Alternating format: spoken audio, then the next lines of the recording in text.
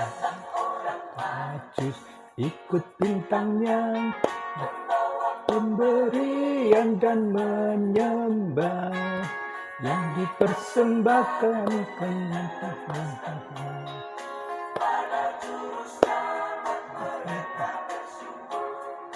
salam salam.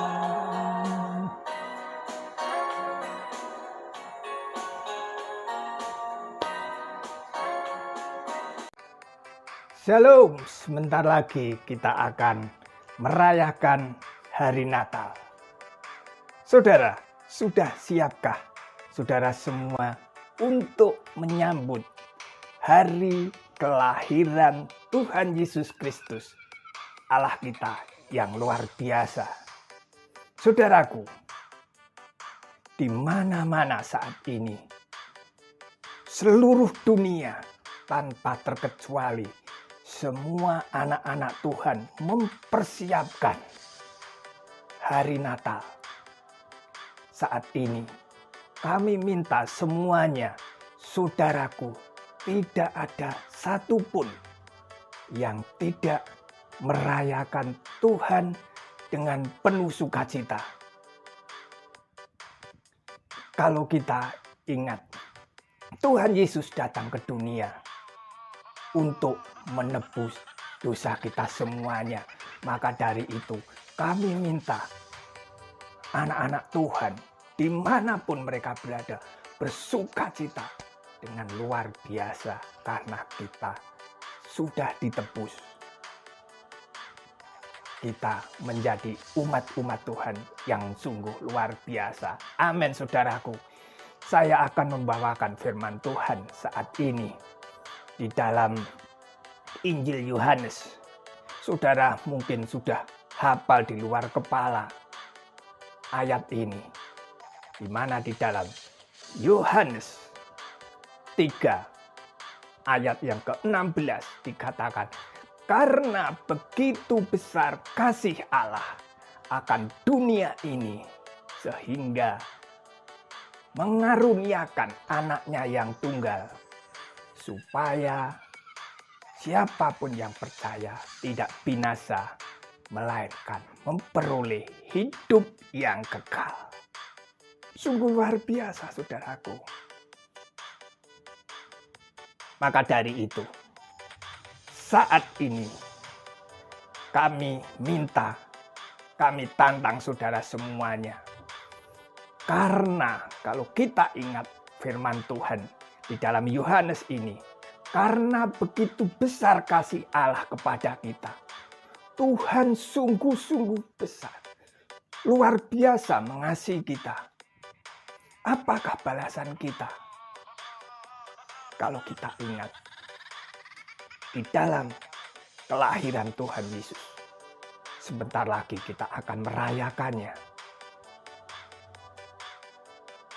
Biarlah kita saat ini merayakan, menyambut Dia dengan penuh sorak-sorai,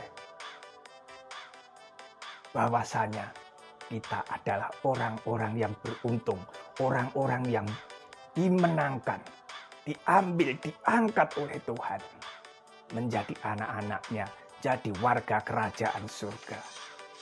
Luar biasa, saudaraku. Balasan kita, mari saat ini, walaupun keadaan dunia tidak menentu, banyak bencana, di mana sekarang ada lagi varian baru dari corona, kita tidak usah gentar. Jangan ciut hati kita untuk merayakan kelahiran Tuhan Yesus di dalam hati kita. Kalau 2000 tahun yang lampau Tuhan Yesus lahir di Bethlehem, sekarang jadikan Yesus itu selalu lahir di dalam kehidupan saudara semuanya. Saudaraku, renungan firman Tuhan saat ini di dalam kita merayakan kedatangan atau kelahiran Tuhan Yesus, kita seperti apakah? Apakah kita hanya biasa-biasa saja? Atau kita itu suatu rutinitas belaka dari tahun ke tahun hanya seperti itu.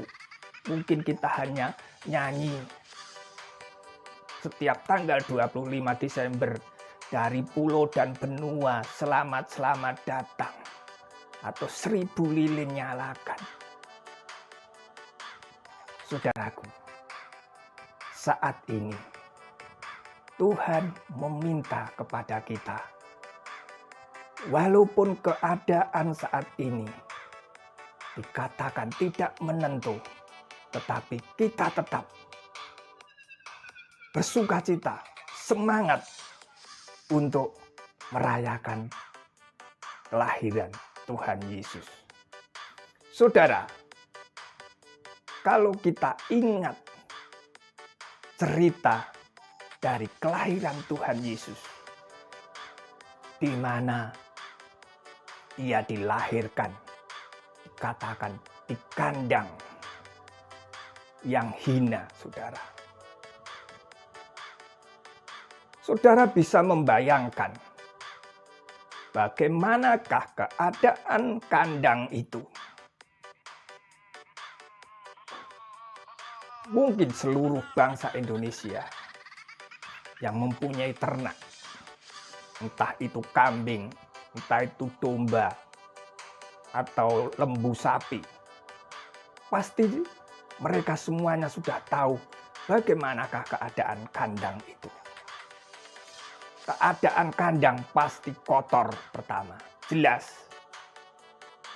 Dan yang kedua, pasti barang daerah tempat itu bau. Salah satunya pesing. Sebab apa? Karena kotoran, mungkin kencing dari hewan-hewan itu. Kotor karena banyak rumput-rumput atau apapun di sekitar situ. Begitu juga banyak hewan-hewan yang lain. Mungkin ada kecoa atau mungkin serangga-serangga apa. Semua jadi satu di tempat kandang itu.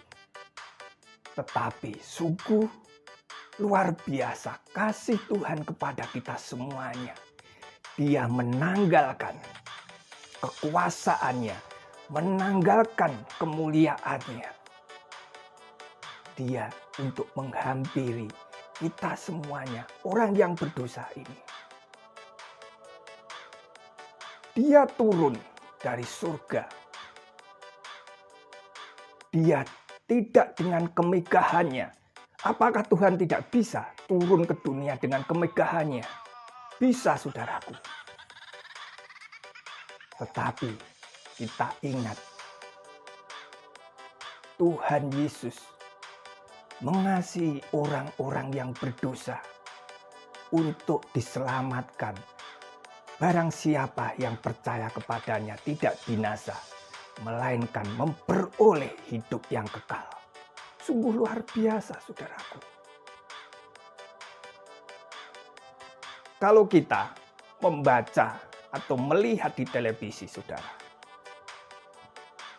mungkin saat-saat ini mungkin tidak terlalu meriah seperti tahun 90-an atau 80-an, saudara. Kalau kita ingat, zaman waktu saya masih kecil, mau kedatangan pejabat negara, contoh saja, kedatangan bupati atau bapak gubernur, apalagi yang datang itu bapak presiden, zaman dahulu Bapak Presiden Soeharto. Di desa-desa mana yang akan dikunjungi, daerah itu dibersihkan, dirapikan. Mungkin pagar-pagar yang sudah tidak bagus ditata lagi. Mungkin zaman dulu belum ada cat ya, saudaraku. Itu pakai dicat sama kapur, pakai umbul-umbul Sebab yang akan datang adalah presiden. Semua orang, besar, kecil, tua, muda, anak, semua nanti kalau kedatangan Bapak Presiden, semua di pinggir jalan. Kita harus mengatakan, Bapak Presiden, hidup Bapak Presiden. Itulah yang terjadi zaman dahulu, saudaraku. Itu hanya presiden, saudaraku. Kita sampai segitunya untuk menyambut seorang presiden. Kalau kita juga melihat berita di mana Ratu Elizabeth dari Inggris, saudaraku, dia mau berkunjung ke Amerika, di mana dia persiapkan perlengkapannya, dikatakan 10 kontainer barangnya Ratu Elizabeth. Dia 10 kontainer itu, dia tidak sampai 1 bulan, saudaraku. Mungkin kunjungannya 3 hari, 4 hari ke Amerika itu. Tapi disiapkan 10 kontainer.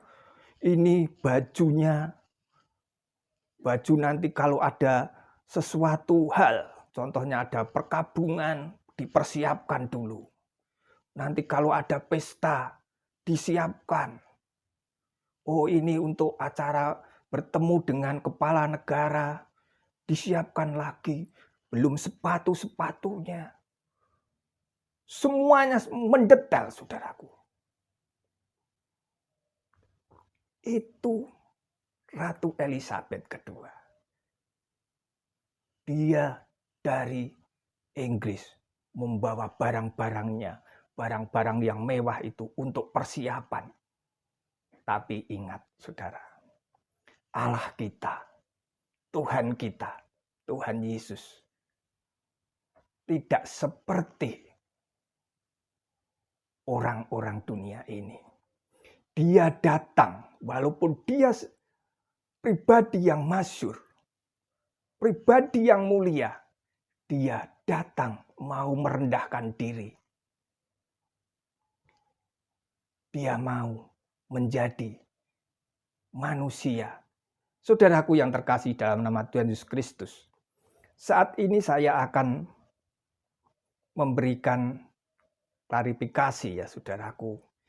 Kebanyakan anak-anak Tuhan berbicara, berkata, Allah telah menjadi manusia. Saudaraku, kalau bahasa Indonesia seperti itu, apakah mungkin Allah menjadi manusia?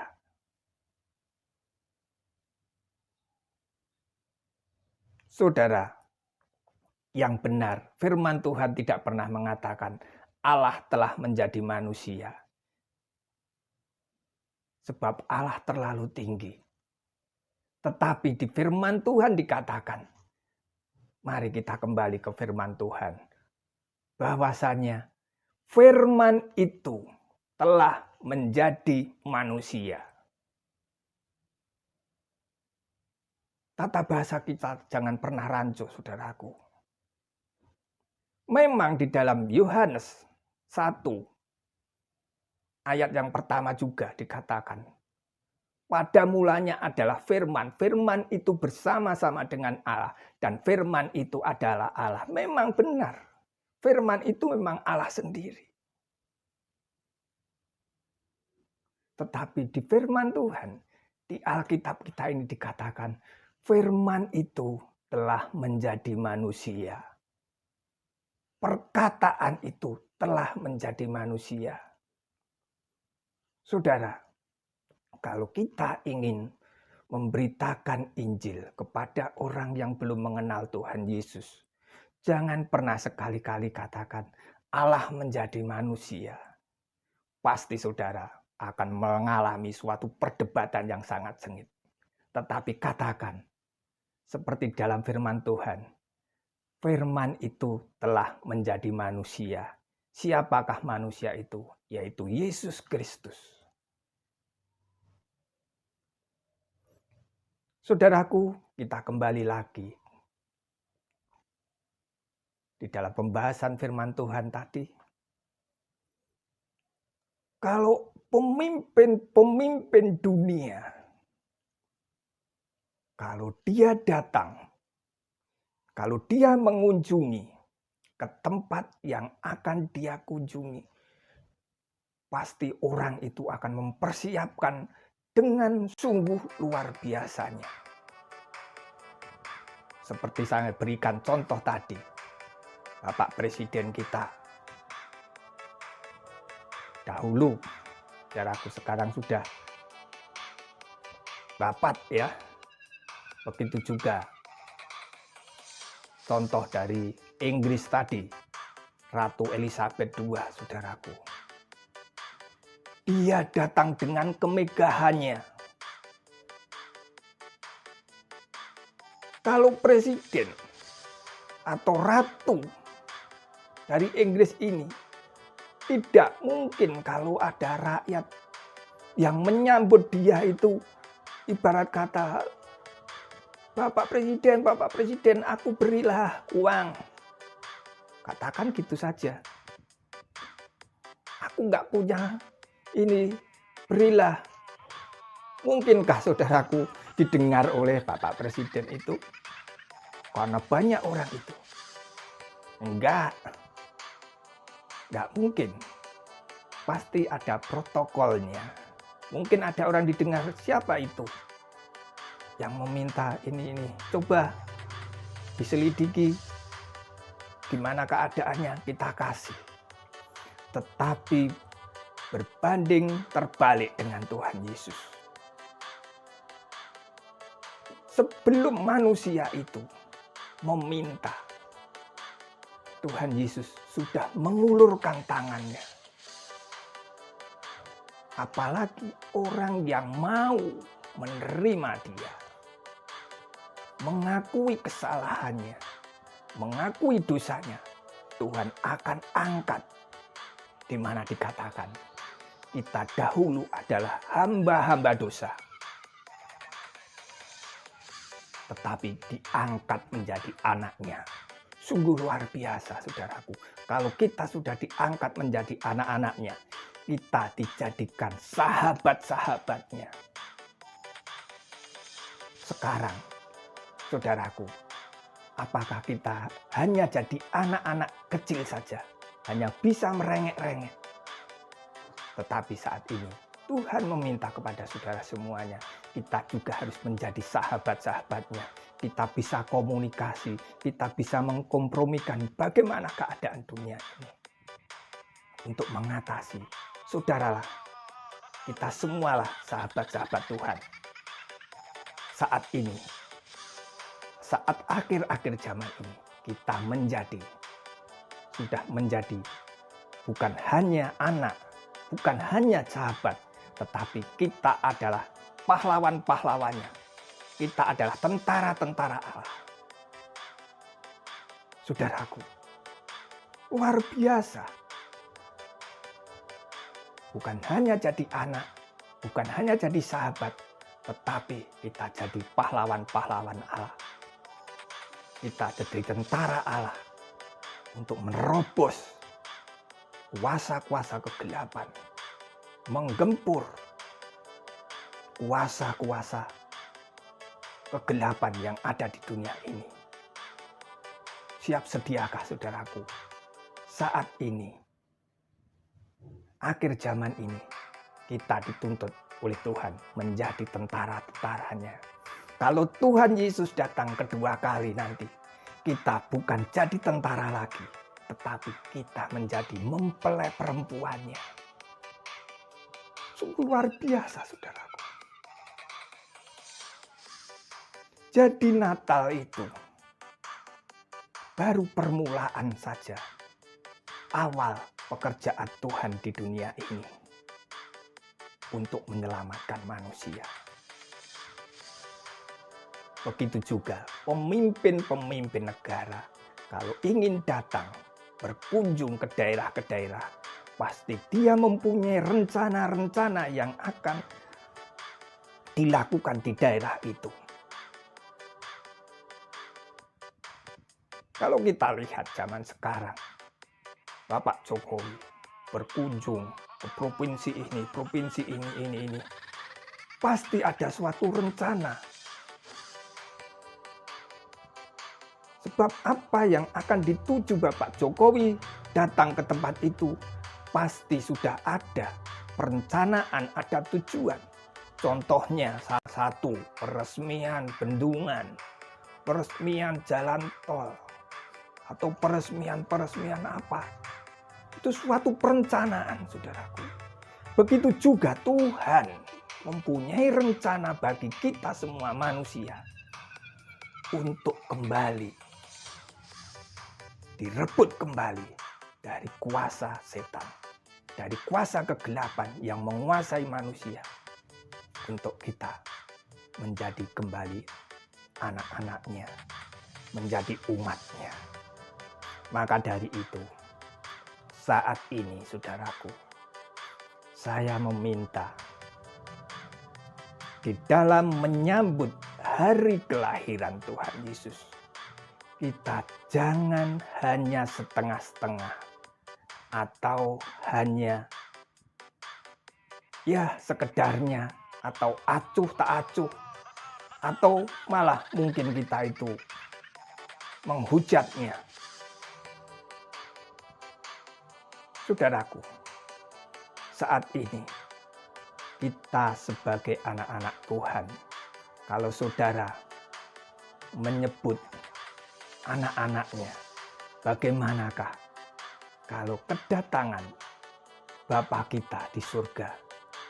Apakah kita hanya biasa, seumpama saja Bapak saudara sudah beberapa tahun tidak pulang ke rumah, kamu sebagai anak-anaknya, atau di dalam menyambutnya, apakah saudara hanya mengatakan, oh bapakku pulang, pasti bawa oleh-oleh banyak, bawa uang banyak. Udah, apakah hanya seperti itu? Kita menjadi anak Allah, harus menyambut dia, Bapa kita, dengan gegap gempita, sorak-sorai. Kalau bisa kita rangkul, oh luar biasa Bapakku, dia mengasihi aku. Katakan seperti itu, saudara. Saudaraku, kalau kita melihat di dalam kitab Injil, dalam perjalanannya kelahiran Tuhan Yesus, ada 3 pribadi di dalam penyambutannya. Apakah itu 3 pribadi penyambutan kepada Tuhan Yesus? Pertama, pribadi yang sangat meresponi kehadiran Yesus Kristus, kelahiran Tuhan Yesus Kristus, saudaraku. Kalau kita baca, di mana saat itu gembala-gembala di padang, saudaraku, datanglah seorang malaikat, dikatakan damai sejahtera bagi engkau semua, telah lahir juru selamat bagi kita semuanya. Saudaraku, saat itu apa yang diresponi oleh para gembala ini? Saudaraku, dia tidak diam-diam saja, walaupun dia merasa terbatas. Saudara pasti tahu, seorang gembala adalah pekerjaan yang paling dikatakan hina, saudaraku. Tetapi kenapa malaikat Tuhan malah mendatangi gembala yang miskin ini?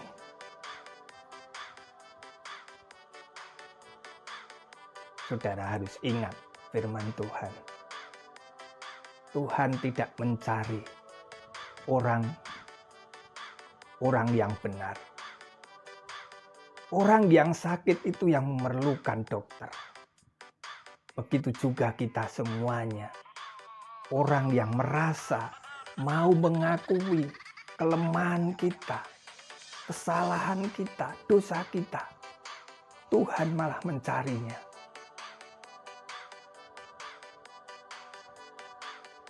Saudara mungkin berpikir atau bertanya, mungkin kita semuanya juga berpikir, mengapa saat pertama kali yang diberitahu akan kelahiran Yesus Kristus adalah seorang gembala yang tidak terpelajar, yang miskin, yang hidupnya sering pindah-pindah, saudaraku.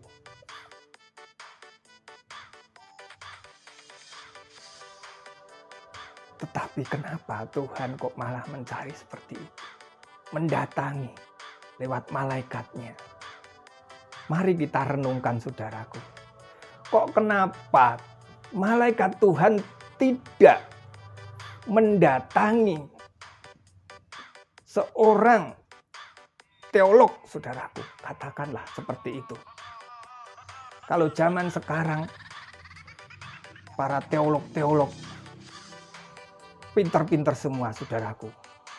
Kenapa Tuhan Yesus tidak mendatangi seorang teolog? Kalau zaman dahulu orang Farisi, orang Saduki, itulah para teolog-teolog luar biasa, jempolan, saudaraku.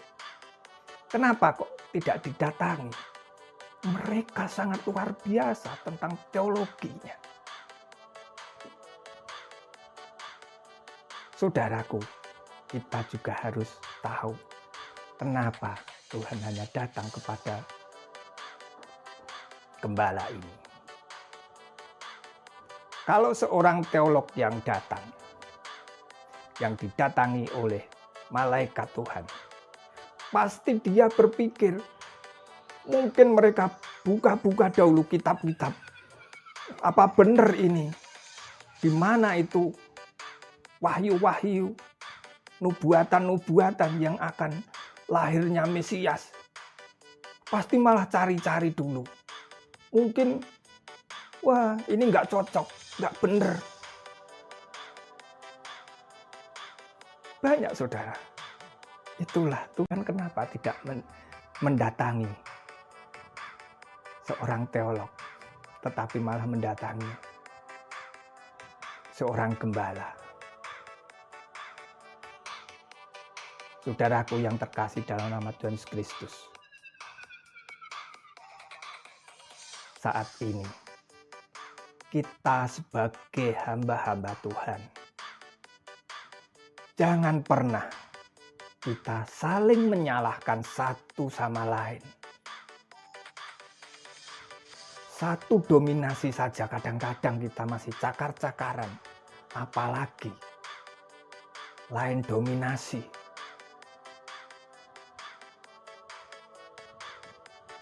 Apalagi kadang-kadang anak-anak Tuhan itu masih banyak mempermasalahkan Kristen Katolik, yang benar itu yang mana, ini.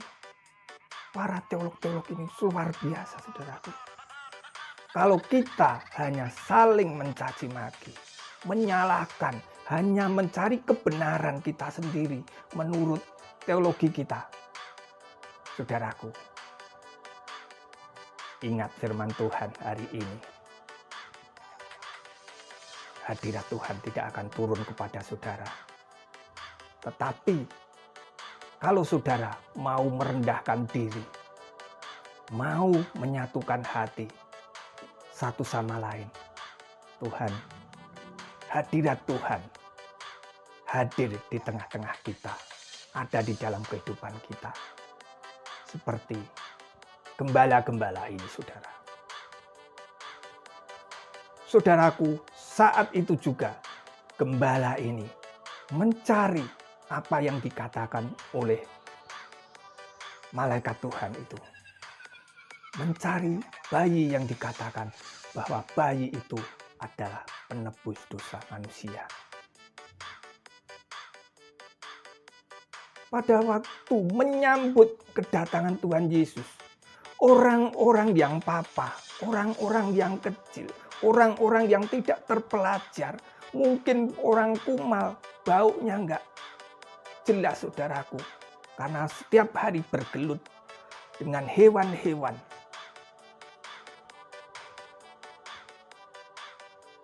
Tetapi dia mempunyai respon yang luar biasa. Dia mencari, di manakah itu? Luar biasa, saudaraku. Dan yang kedua, pribadi yang kedua, di dalam menyambut Tuhan Yesus. Kita ingat, saat Maria dan Yusuf di dalam perjalanannya untuk pulang ke kampung karena mau diadakan sensus. Saat itu dia mau pulang kampung dengan perut Maria dikatakan mengandung tua, sudah besar, saudaraku. Bisa dikatakan 9 bulan, 9 hari, sebentar lagi mau melahirkan. Di dalam perjalanan pulang ke kampung halamannya, ya, di situ malam-malam hari karena sudah malam mau mencari penginapan. Mau mencari penginapan, tetapi dikatakan penginapan itu, waduh, tempatnya sudah penuh di sini, tidak ada tempat lagi. Cobalah cari tempat yang lain. Maria dan Yusuf mencari satu tempat ke tempat yang lain penginapan itu. Saudaraku, ternyata dari tempat penginapan satu ke tempat penginapan yang lain tidak mendapatkan tempat untuk menginap. Mungkin ada satu pemilik penginapan, dia melihat, oh, dia mau melahirkan. Tetapi dia tidak memberikan tempat untuk menginap Maria dan Yusuf ini. Mungkin dia mengejek atau gimana. Oh, maaf ya, sorry. Penginapanku sudah penuh semua. Kalau kamu mau, itu loh, ada kandang di belakang. Kandang domba. Tidur di situ. Mungkin seperti itu, saudaraku. Sebab kita tahu kenapa sampai Yesus itu dilahirkan di kandang, di palungan, saudaraku. Karena tidak ada tempat.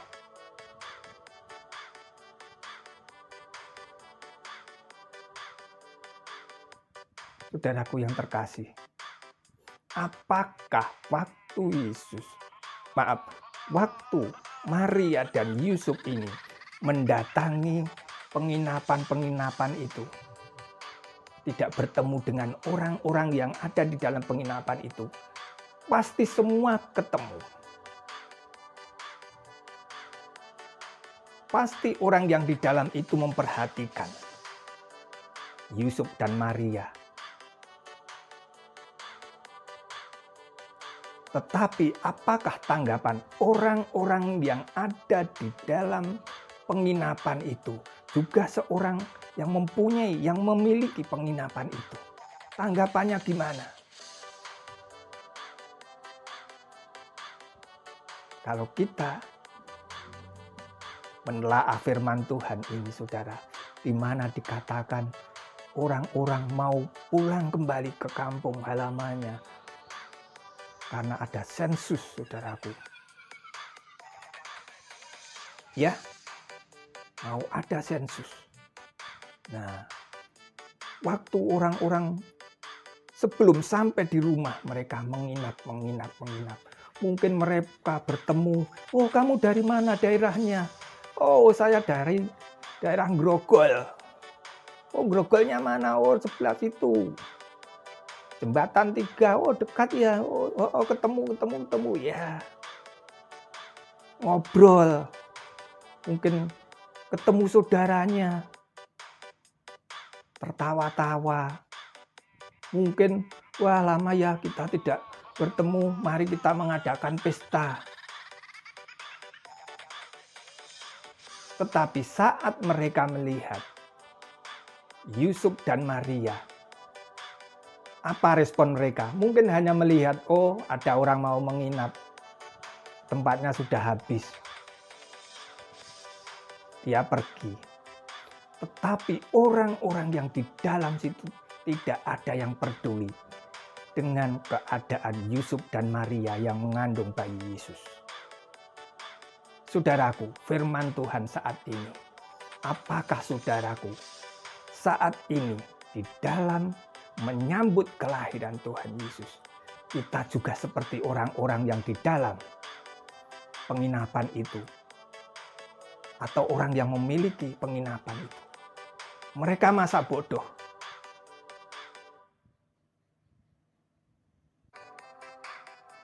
Kalau saudara saat ini,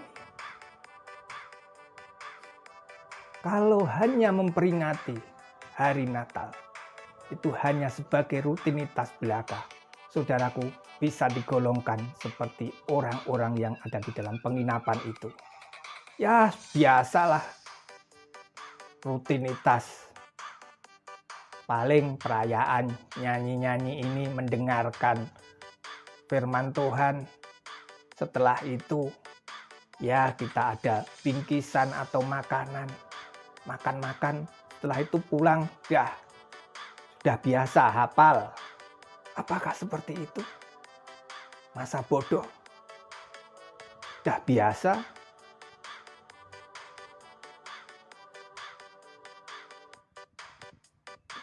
Saudaraku, mari saat ini di dalam kita mau memperingati, mempersiapkan hari kelahiran Tuhan Yesus, jangan seperti orang-orang yang ada di dalam penginapan itu. Mari kita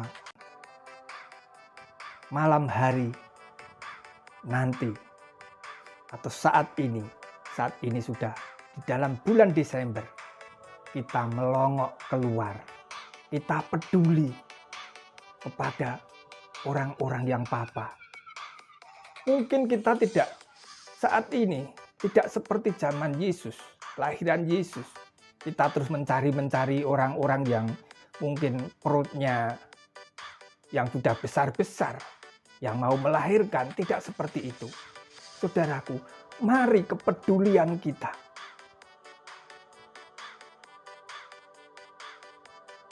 mari kita peduli. Melongok sebentar keluar.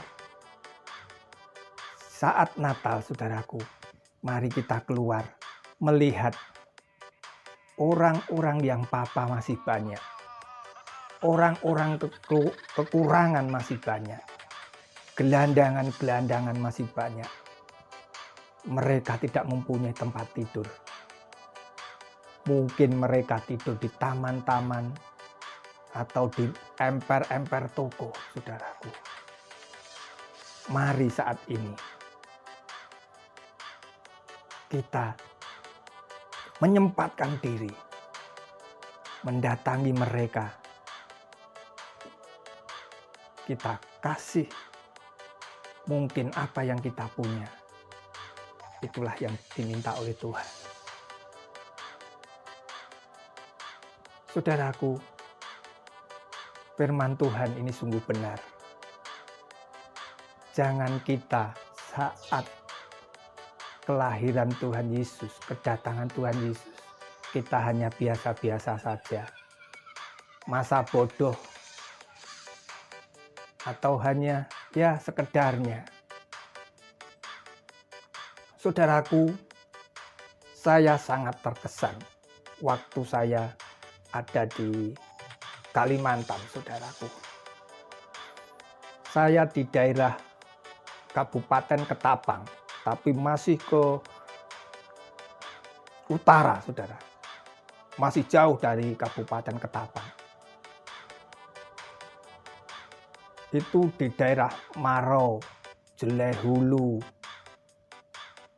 mungkin kecamatan yang lain lagi, Tumbang Titi. Saya sangat terkesan. Kalau sudah masuk bulan Desember, itulah saya terkesannya, saudaraku. Kalau sudah masuk bulan Desember, rumah-rumahnya, saudaraku, di depan pintu ada tulisan Merry Christmas. Sampai di luar halaman, ya saudara, pohon itu lampu-lampu kerlap-kelip, semuanya ada. Rumah-rumah itu, saudara, sungguh luar biasa. Saya sampai sangat terkesan sekali. Tetapi kita lihat, mari kita lihat di Jawa, yang katanya orang Kristen yang mau merayakan. Adakah rumah kita hias di depan rumah warna-warni? Enggak ada, saudaraku. Mungkin ada 1-2.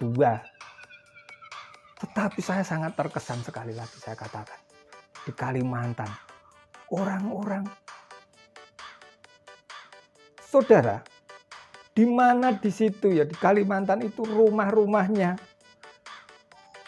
ya dibandingkan dengan orang di Jawa, jauh sekali rumahnya dari papan-papan, tetapi mereka di dalam menyambut Natal sungguh luar biasa.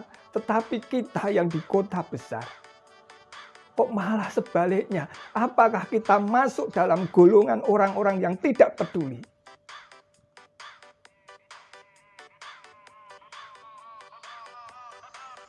Saudaraku, ingat, kalau kita mengaku anak-anak Tuhan di dalam menyambut kelahirannya saja, hanya biasa-biasa saja, itu adalah, saya katakan, adalah orang-orang yang munafik, saudaraku. Mulut bisa mengatakan, aku mengasihi Engkau Yesus. Tetapi perbuatan, perkataan, tingkah laku bertolak belakang.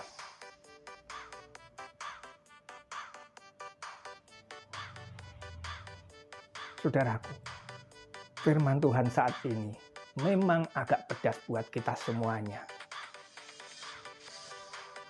Tetapi ini semuanya untuk membangun iman kita.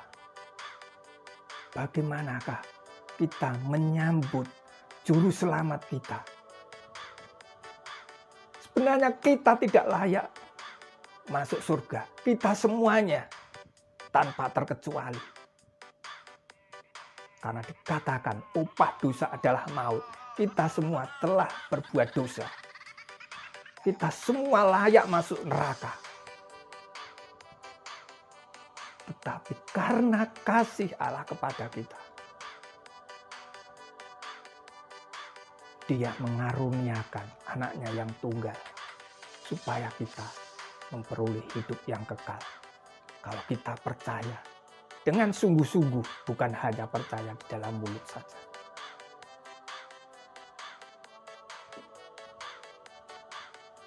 Saudaraku, saat ini mari kita menyambut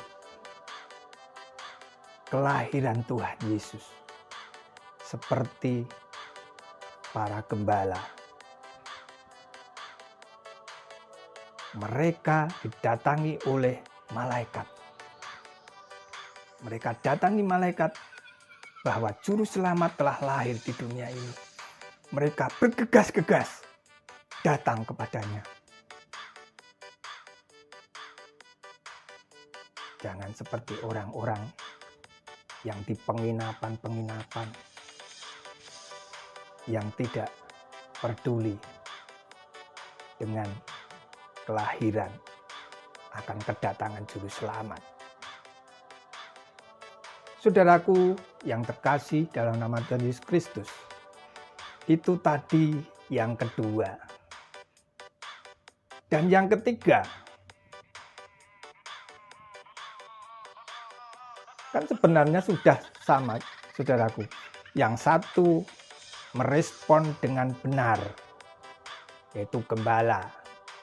Yang satu merespon hanya ogah-ogahan, ya ala kadarnya.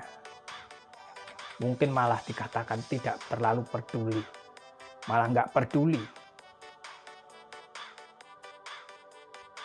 Dan yang ketiga, respon. Yang ketiga, saat kelahiran Yesus. Apa, saudaraku? Malah mau membunuh. Mungkin saudara mengatakan, aku kan nggak mungkin, saya kan orang Kristen, saya percaya Yesus Kristus kan nggak mungkin mau membunuh.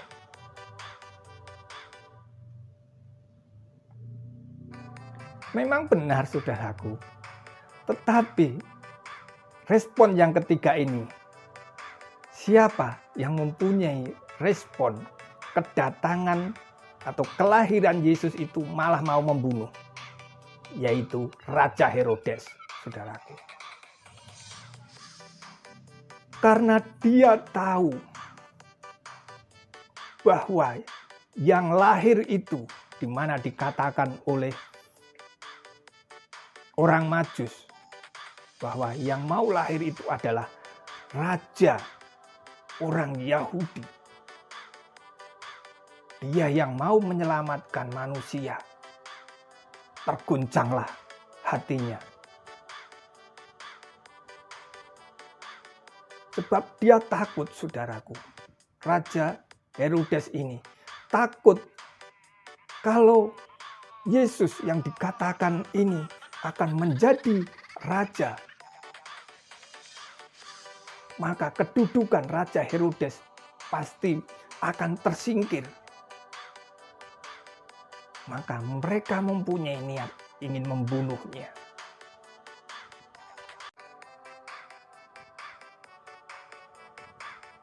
Saudara, di mana Raja Herodes? Kalau kita baca sejarah, saudaraku, saudaranya sampai istrinya, karena ketakutannya, takut nanti dikudeta oleh adiknya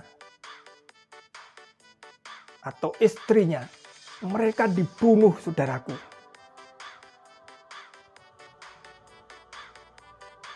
Apalagi orang Majus mengatakan bahwa telah lahir seorang raja.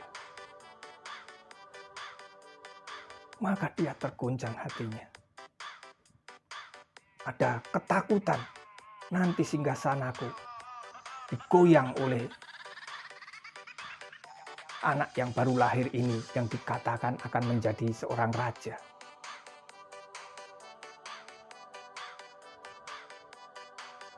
Maka dari itu, di mana dikatakan anak di bawah umur 3 tahun, semua harus dibunuh. Karena ketakutannya Raja Herodes ini, kalau tahta kekuasaannya nanti digeser oleh bayi yang baru lahir, yang dikatakan mau menjadi raja.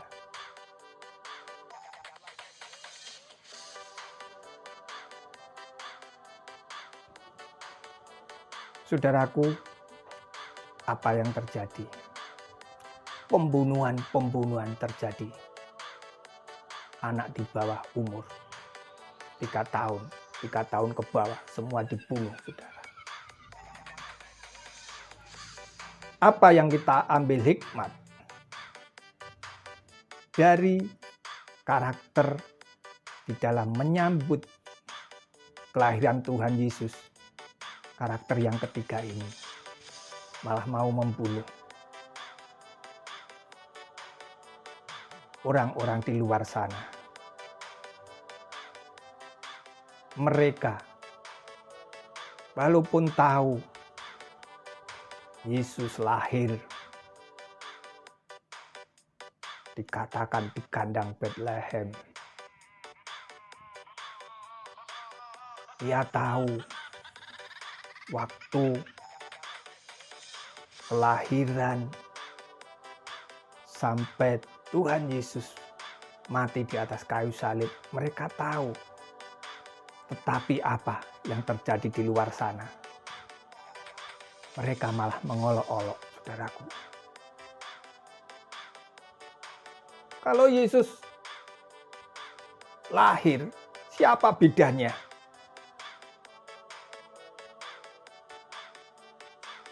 Itu kan suatu pertanyaan konyol, saudaraku.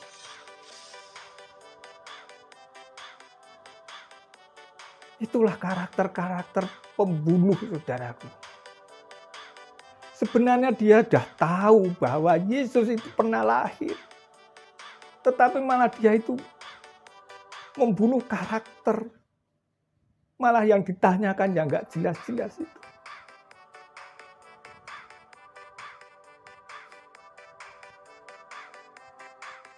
Kalau orang-orang itu sudah tahu bahwa dikatakan di luar sana, Yesus adalah utusan Tuhan, utusan Allah, Rasul, Nabi. Kenapa saudara tidak mempercayainya?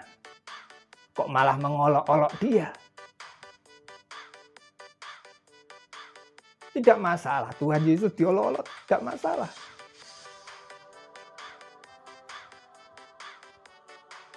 Makanya seperti tadi saya katakan, Tuhan datang ke dunia ini. Dia menanggalkan kemuliaannya, menanggalkan kekuasaannya. Hanya demi orang-orang yang dikasihi. Siapa yang percaya kepadanya tidak binasa, melainkan memperoleh hidup yang kekal. Saudaraku, saat ini di dalam menyambut Natal, hari kelahiran Tuhan Yesus Kristus, apakah kita seperti gembala? Ataukah kita itu seperti pemilik penginapan, seperti orang yang ada di dalam penginapan itu? Atau apakah kita seperti Raja Herodes yang ingin membunuh?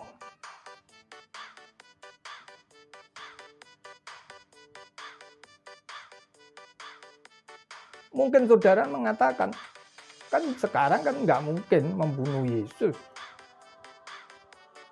Iya enggak? Sekarang kan nggak mungkin, Yesus kan sudah ada di surga sana.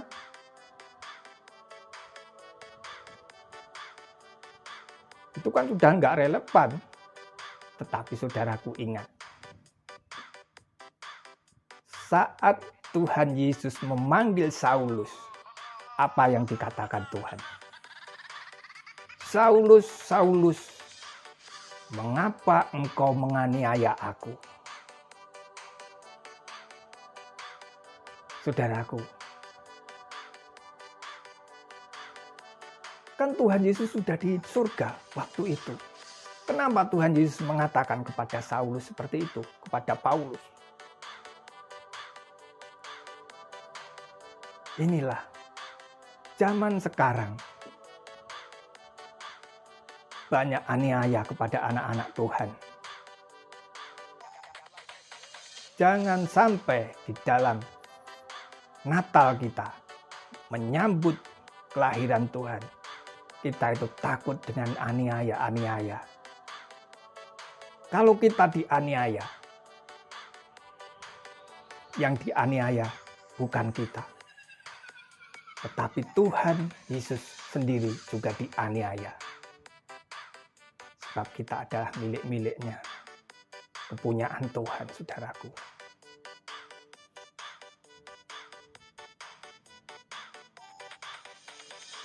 Maka dari itu saudara, walaupun saudara tidak membunuh Yesus, terutama orang-orang Kristen, tetapi di luar sana banyak orang yang tahu bahwa Yesus itu pernah lahir. Entah itu dikatakan hanya nabi, tetapi kenyataan Yesus adalah Tuhan dan Juru Selamat kita.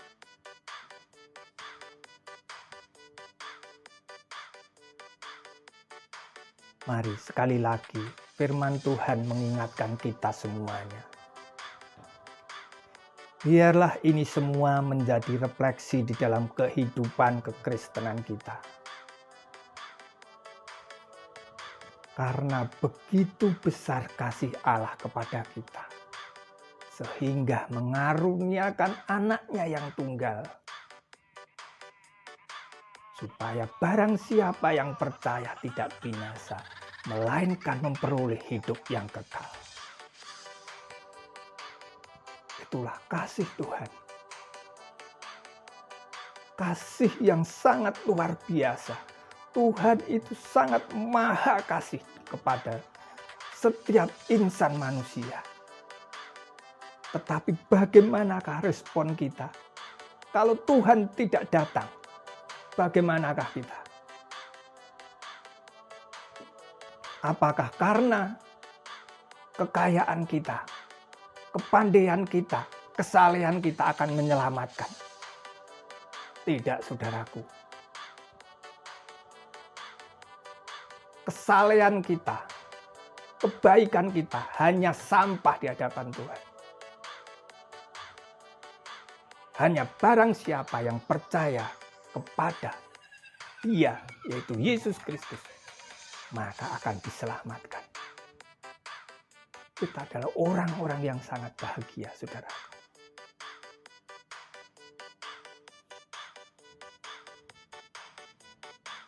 Sungguh luar biasa kalau kita merenungkan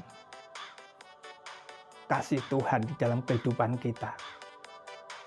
Seumpama saja, katakan seumpama, Tuhan tidak datang ke dunia.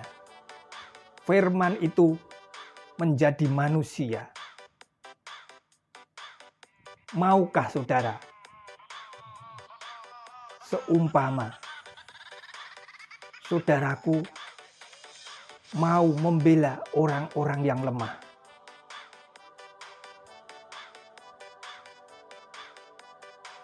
Tidak mungkin, saudaraku. Saudara pasti mementingkan hidup aku sendiri. Apalagi saudara, di akhir zaman ini, banyak orang hanya mementingkan dirinya sendiri. Itu urusanmu, urusanku masih banyak. Tetapi kasih Tuhan tidak seperti itu, saudara. Maukah saudara, saya tantang sekarang. Kalau kita orang kaya, kita menanggalkan kekayaan kita.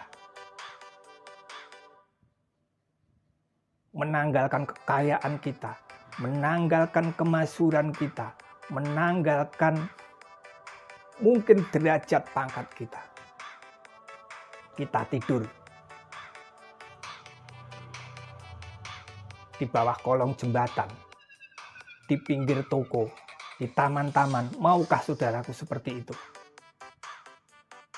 Mungkin kalau acting banyak.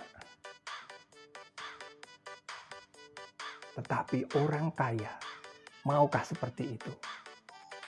Apalagi Tuhan kita yang sangat agung, yang sangat mulia, yang sangat suci, yang maha kuasa, maha segala-galanya. Dia mau merendahkan diri. Dia mau datang ke dunia, mau tidur dengan bantalan jerami bersama dengan domba-domba yang pesing. Saudaraku, apakah makna dari semuanya ini? Kenapa Yesus lahir, datang ke dunia ini tidak lahir di istana. Karena dia kan raja di atas segala raja. Tuhan yang Maha Kuasa. Kenapa? Kok malah lahir di dalam kandang yang pesing, yang kotor, yang hina? Saudaraku, kandang yang hina, yang pesing, yang kotor, itu menggambarkan adalah isi hati kita semuanya. Hati manusia, jiwa manusia sudah kotor semuanya. Dengan penuh dosa. Sebenarnya kandang itu adalah kita semuanya. Tetapi kasih Allah mau datang. Mendatangi kandang. Mau mendatangi jiwa-jiwa kita. Karena kasih-Nya, saudaraku, yang sangat luar biasa. Supaya kandang-kandang ini ditahirkan, dibersihkan, untuk menjadi anak-anaknya. Itulah kita semuanya, saudaraku. Maka dari itu, mari kita meresponi sekali lagi. Meresponi hari kelahiran, kedatangan Juru Selamat kita ini. Jangan penuh dengan alasan saat ini penuh corona. Ya mungkin saat ini gereja-gereja belum banyak yang beroperasi. Masih kebaktian secara online. Tetapi di dalam menyambut kedatangan kelahiran Tuhan Yesus, jangan pernah sedikit pun berkurang. Tetapi jiwa kita tetap semangat, semangat, semangat, semangat. Karena Juru Selamatku. Saudaraku yang terkasih dalam nama Tuhan Yesus Kristus. Mari di dalam menyambut kelahiran Tuhan Yesus Kristus, kita persiapkan hati kita. Kita sambut Dia dengan sorak-sorai, dengan genggam gempita. Karena kita ditebus, kita menjadi anak-anaknya, kita menjadi ahli warisnya. Itulah yang terpenting. Amin, saudaraku. Saudara, firman Tuhan kami cukupkan sekian, kiranya menjadikan kekuatan, menjadikan introspeksi di dalam kita mengikuti Tuhan Yesus Kristus selama di dunia ini. Amin. Tuhan Yesus memberkati.